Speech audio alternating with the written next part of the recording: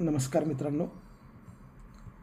सर्वप्रथम तुम्हा सर्वांची माफी मागतो, कारण आपल्या ह्या सिस्टममुळे सध्या सर्व फ्रँचायझी पार्टनर्सना प्रचंड रोषाला सामोरं जावं लागत आहे. सर्वांना प्रचंड हेडॅक झालेला आहे आणि लोकांच्या रोषामुळे कोणती परिस्थिती भविष्यात उद्भवेल हे सांगू शकत नाही, एवढा प्रचंड ताण सगळ्यांना सहन करावा लागतो आहे. सध्या आपण खूप क्रुशियल स्टेजमधून जातो आहे. खूप क्रिटिकल सिच्युएशन आहे आणि त्याला सामोरं गेल्याशिवाय आपण काहीच करू शकत नाही. तुम्हाला जो त्रास होतो आहे त्याच्याहून कितीतरी अधिक सध्या मी त्या त्रासाला सामोरे जात आहे. परंतु हा वेळ सगळ्यांसाठीच अतिशय त्रासदायक आहे आणि हा वेळ पण निघून जाईल याच्यावरती मला भरोसा आहे. मित्रांनो, मागील काही दिवसापासून माझी बदनामी करणं, मला बळीचा बकरा बनवणं यासाठी अनेक जण कार्यरत आहेत. बाहेरच्या शक्ती जशा कार्यरत आहेत तशाच आपल्या सिस्टममधल्याच काही शक्ती देखील कार्यरत आहेत आणि हे तुम्हालासुद्धा लक्षात आलेलं असेल. मित्रांनो, माझ्याबद्दल चुकीची माहिती पसरवणं, ऑडिओ व्हिडिओ क्लिपच्या माध्यमातून असेल, यूट्यूबच्या माध्यमातून असेल किंवा इंस्टाग्रामच्या माध्यमातून असेल, या सिस्टममध्ये मला बळीचा बकरा बनवण्याचा प्रयत्न चालू झालेला आहे. दुसरी गोष्ट, एखादी खोटी गोष्ट का असेना जर वारंवार सांगितली गेली तर ती काही दिवसानंतर लोकांना सत्य वाटायला लागते. हे गोबेल्सचं तंत्र आहे.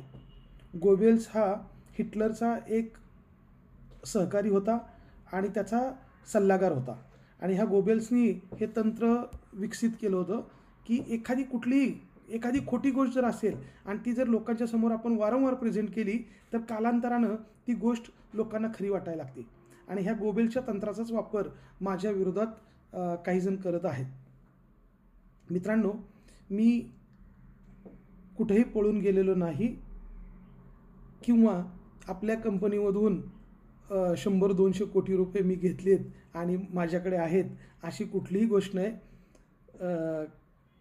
हे जे काही अपप्रचार केले जात आहेत आणि लोकांच्या मनामध्ये संभ्रम केला जातो आहे, तर सगळ्यांना माहिती आहे की माझ्याकडे जर एवढा पैसा असता तर हा प्रॉब्लेमच निर्माण झाला नसता. तेवढ्या फंडवरती सुद्धा मी बाजी पलटवू शकलो असतो. पण तरीसुद्धा काहीजण मुद्दामहून ह्या गोष्टी पेरत आहेत.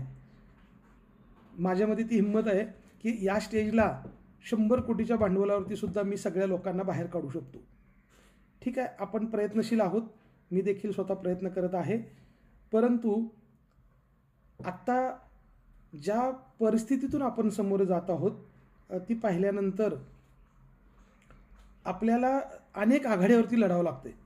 म्हणजे सध्या क्लायंटच्या रोषाला सामोरं जावं लागतं आहे, पोलीस केसेसला सामोरं जावं लागतं आहे आणि त्याचबरोबर आपल्या सिस्टममधलेच ज्यांना आपण कुटुंबप्रमुख म्हणतो आहे ते कुटुंबप्रमुखच लोकांच्या मनामध्ये संभ्रम निर्माण होईल आणि त्याच्यातून गदारोळ निर्माण होऊन पोलीस केसेस व्हावेत यासाठी स्वतः प्रयत्नशील आहेत असं दिसतंय. प्रत्येकाचा त्याच्याकडे बघण्याचा दृष्टिकोन कदाचित वेगळा असेल, परंतु मला तर आता त्या गोष्टी जाणवायला लागलेल्या आहेत. माझ्यामध्ये आणि अगस्त सरामध्ये कुठल्याही प्रकारचा वादविवाद नाही, कुठल्याही प्रकारचं तेढ नाही किंवा कुठलीही अहंकाराची भावना नाही किंवा कुठल्याही वर्चस्वादाची लढाईसुद्धा नाही. म्हणजे मी सगळ्या गोष्टी हे तुम्हाला प्रामाणिकपणे सांगतो.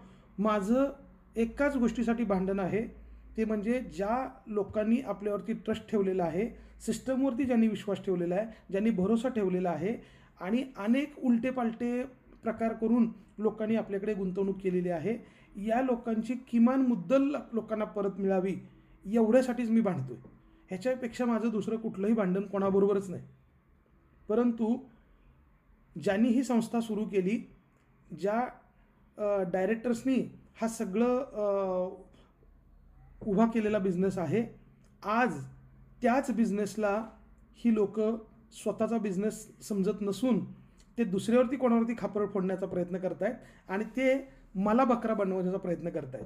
मागच्या 5-7 महिन्याचे जर तुम्ही वेगवेगळे व्हिडिओ पाहिले असतील, चॅनल्स पाहिले असतील, इंस्टाग्राम पोस्ट पाहिले असतील, तर त्याच्यामध्ये सोयीस्करपणे आपली जबाबदारी दुसऱ्यावरती कोणावरती ती झटकून आपण नामाने मराळ होणं किंवा जो काही फंड आपल्या ताब्यात आहेत त्या फंडचा मालक बनणं एवढीच कदाचित त्यांची त्याच्यातून मनीषा दिसते. मला माहीत नाही एक्झॅक्टली काय चाललं आहे ते, परंतु आज मी एक ऑडिओ क्लिप ऐकली होती. त्याच्यामध्ये आगस्ट सर स्वतः म्हणतायत की मी सोल्युशन द्यायला तयार आहे. आणि खरं तर आम्हीच याच्यासाठीच धडपड करतो आहे मागच्या 2 महिन्यापासून आपल्या सर्व इन्व्हेस्टरसाठी सोल्युशन मिळावं, आपल्या सर्व इन्व्हेस्टरची किमान मुद्दल रक्कम तरी परत जावी, यासाठी मी स्वतः प्रयत्नशील आहेच.